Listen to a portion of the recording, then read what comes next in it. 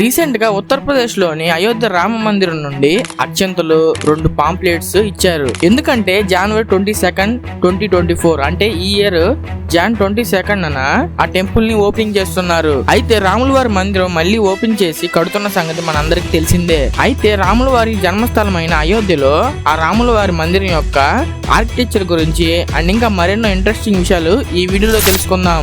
దానికంటే ముందు ఇప్పుడే వీడియోకి లైక్ చేసి ఛానల్ సబ్స్క్రైబ్ చేసుకొని బెల్ ఐకాన్ అయితే ఆల్లో పెట్టుకోండి. Let's begin our show. Rama మందిరం శంకుస్థాపన ఆగస్టు 5, 2020న జరిగింది. అండ్ ఇంకా ఆ రోజు అక్కడికి పిఎం నరేంద్ర మోదీ కూడా వచ్చారు. అక్కడ చాలా పెద్ద పండుగలాగా శంకుస్థాపనని పూర్తి చేశారు. అండ్ ఇంకా జమ్మూ అండ్ కాశ్మీర్ ఆర్టికల్ 370ని రద్దు చేసిన మొదటి సంవత్సరంగా ఆ రోజుని చాలా పెద్ద పండుగగా చేశారు. అసలు నిర్మాణానికి ముందు శంకుస్థాపన కార్యక్రమం నవంబర్ 9, 1989 జరిగింది. 2019లో సుప్రీంకోర్టు తీర్పు తర్వాత అసలు కన్స్ట్రక్షన్ స్టార్ట్ అయ్యింది.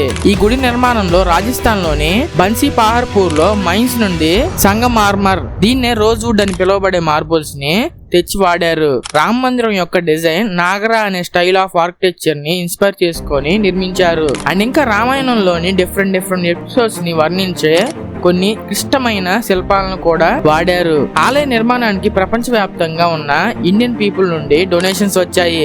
అండ్ ఇంకా ఈ దేవాలయానికి నిధులు సేకరించే ప్రచారం ఇండియన్ హిస్టరీలో అతి పెద్ద ప్రజా నిధుల సేకరణ డ్రైవ్స్ లో ఒకటి. రామ్ మందిర్ యొక్క కాంప్లెక్స్ మెయిన్ ఎయిమ్ వచ్చేసి ఎకో ఫ్రెండ్లీ.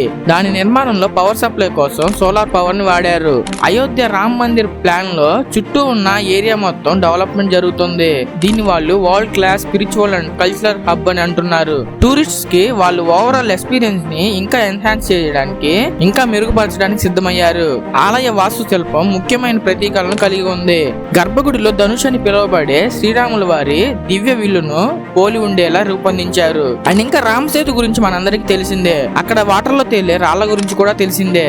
అలా పురాణాల ప్రకారం అలాంటి రాళ్లను కూడా కొన్ని స్పెషల్ పార్టికల్స్ తో తెప్పించి ఆ ఆలయ నిర్మాణంలో వాడారు. అండ్ ఇంకా దేవాలయం కాంప్లెక్స్ లో సరయూ నదికి సంబంధించిన వాటర్ ట్యాంక్ ని కూడా అరేంజ్ చేశారు. ఆ సమీపంలో ప్రవహించే సరయూ నదిలో స్నానం చేయడం వల్ల ఆత్మశుద్ధి అవుతుందని యాత్రికులు నమ్ముతున్నారు. ఫ్రెండ్స్, తర్వాత చూసే ముందు ఇప్పుడే వీడియోకి లైక్ చేసి ఛానల్ సబ్స్క్రైబ్ చేసుకొని బెల్ ఐకాన్ అయితే ఆల్లో పెట్టుకోండి. అండ్ ఇంకా అలాగే జాన్ 22న అయోధ్య ఎవరు వెళ్తున్నారో కింద కామెంట్ సెక్షన్ లో చెప్పండి. రామ మందిరం యొక్క నిర్మాణం చాలా మంది నైపుణ్యం కలిగిన కళాకారులు అండ్ ఇంకా కార్మికుల సహకారాన్ని కలిగి ఉన్న ఒక అద్భుతమైన కట్టడం.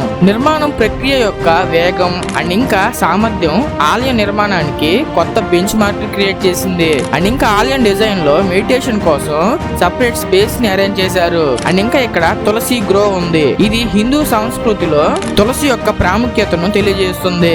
ఆలయ రూపకల్పనలో క్లిష్టంగా చెక్కిన స్తంభాలు ఉన్నాయి. ప్రతి స్తంభం రామాయణం నుండి ఇంపార్టెంట్ స్టోరీని చెప్తాయి. ఆలయ నిర్మాణం ప్రపంచ వ్యాప్తంగా అందరి దృష్టిని దాని వైపే తిప్పుకుంది. డిఫరెంట్ కంట్రీస్ కి చెందిన చేతి కళాకారులు అండ్ ఇంకా నిపుణులు ఈ ప్రాజెక్ట్ కి సహకరించారు. అలా ఇంటర్నేషనల్ ఇన్వాల్వ్మెంట్ కూడా జరిగింది. ఆలయంలోని దేవతల ప్రతిష్టకు పురాతన పద్ధతిలో పూజారులు పూజలు చేయబోతున్నారు. ఈ ఆచారాలు అనేవి ఆలయ పవిత్రతకు ఆధ్యాత్మిక మరియు సాంస్కృతిక కోణాన్ని జోడిస్తాయి. ఇప్పుడు Ayodhya rich historical time line ని కలిగి ఉంది. 7th century BCEలో ఎలా అయితే అయోధ్య ఉండేదో అలాగే నిర్మించడం మొదలు పెట్టారు. రామాయణంతో నగరం యొక్క అనుబంధం దాని చారిత్రక మరియు సాంస్కృతిక ప్రాముఖ్యతలను ఇంకా పెంచుతాయి. ఫ్రెండ్స్, ఇంతవరకు వీడియో చూసారంటే వీడియో మీకు తప్పకుండా నచ్చే ఉంటుంది. సో చూసి వెళ్ళిపోకుండా ఇప్పుడే వీడియోకి లైక్ చేసి ఎలా అనిపించింది కింద కామెంట్ సెక్షన్ లో చెప్పండి. అండ్ ఇంకా నేను ఆల్రెడీ కొన్ని మిస్టీరియస్ టెంపుల్స్ గురించి ఒక వీడియో చేశాను. వీడియో లింక్ కింద డిస్క్రిప్షన్ లో ఉంటుంది, వెళ్ళి చూడండి.